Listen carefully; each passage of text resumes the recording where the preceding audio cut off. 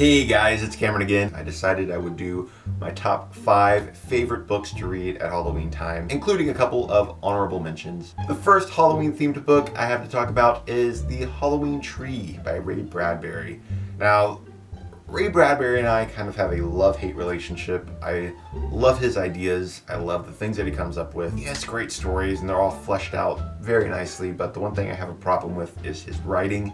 He tends to kind of run on a little bit too much, and it gets to where I don't know what he's talking about and I have to keep backing up several sentences or sometimes paragraphs or pages just to find out what he's talking about, and it takes a lot to kind of get into the swing of his writing. I mean, I read his writing and I know that he knows what he's talking about. I just don't know what he's talking about. And the writing in this book is kind of the same way. It takes a little bit to get into the swing of it, but the story itself is great. I really love the atmosphere and the nostalgia of it. It follows a group of kids who are trick-or-treating on Halloween, and they come to this old house, and in front of this house is this massive Halloween tree with jack-o'-lanterns hanging from the branches. And the person who owns this house is this creepy old man who has a kind of a death-like persona. And he takes these kids on a kind of tour of Halloween through the ages. It's just a very unique and original story. It's very cozy. Another one that I have to recommend is actually a series, and it's called The Adventures of the Bailey School Kids.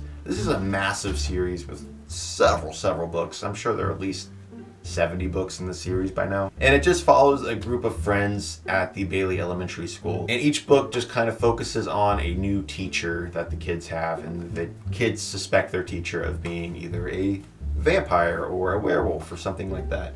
So this one is called Vampires Don't Wear Polka Dots, and this one is called Werewolves Don't Go to Summer Camp. These are the first 2 books in the series, and these are just really great, breezy fall reads. You can pick one up and read it in 30 minutes easy. They're just very easy to read, and they just have this quality about them that's just so cozy and comfy. I have the Goosebumps series by R.L. Stine, in particular The Haunted Mask, which is honestly just a classic Halloween story. It's about a girl named Carly Beth who is horribly bullied in school, and she finds this haunted mask at this old shop and decides to buy it, or in this case steal it, because the man won't let her buy it. He says it's evil, but she steals it and decides that she is going to scare the crap out of all of those kids at school who have bullied her. And soon after she puts the mask on, it gets stuck to her face, and the mask kind of has a mind of its own, and it starts controlling her and turning her into this monster. It's kind of a metaphor for if you try to stoop down to the level of the people who torment you and get revenge, you will soon become like them, and in the end, you will become the monster. Because I love The Haunted Mask so much, I also recommend The Haunted Mask 2. It's not as good a book as the first one, but it's still worth the read. It's got a very nice, breezy Halloween vibe to it. And another honorable mention is Attack of the Jack-o'-lanterns, which is book 48 in the Goosebumps series. This is another really good Halloween read. This is another one of my favorite books of all time. It is called The Thief of Always by Clive Barker.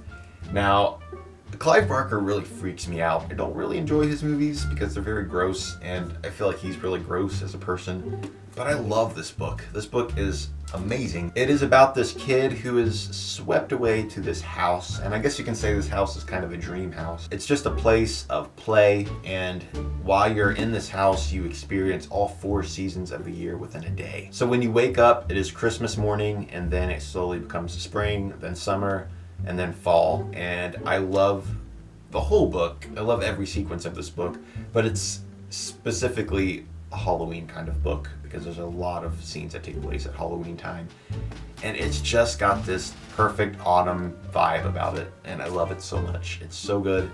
And the boy soon learns that the house is not all that it seems, and there's actually a very evil presence within. And lastly, I have another classic here, and that is Scary Stories to Tell in the Dark. This is a bind-up of all 3 books in that series. I believe everybody has read these books, and if you haven't, just get out from under the rock that you're hiding under and go read these because they're great. Basically, the Scary Story books are just anthologies of stories of folklore and stories from around the world. Each story is super short. You can read one in just a couple of minutes. They're just very simple, but they're very scary. This is a children's book, and I've read stories out of here now that still scare me. And not only that, but the illustrations are absolutely terrifying. If you have never checked out the stories from this book before, I do have a couple of videos that I have done the past couple Halloweens of stories from this book. I kind of adapted them for my channel. In those videos, my narration of these stories are completely unabridged, so it kind of gives you a look at a few of the stories in the book. And then also the style that I shot the videos in are very similar to the illustrations. In fact, some of the shots in those videos are taken directly from the illustrations of this book. So I will link a couple of those down below. I have the Big Toe and the Viper. So yeah, those are the top 5 books that I have to recommend for Halloween. I hope you enjoyed this video, and I will see you next time. Goodbye.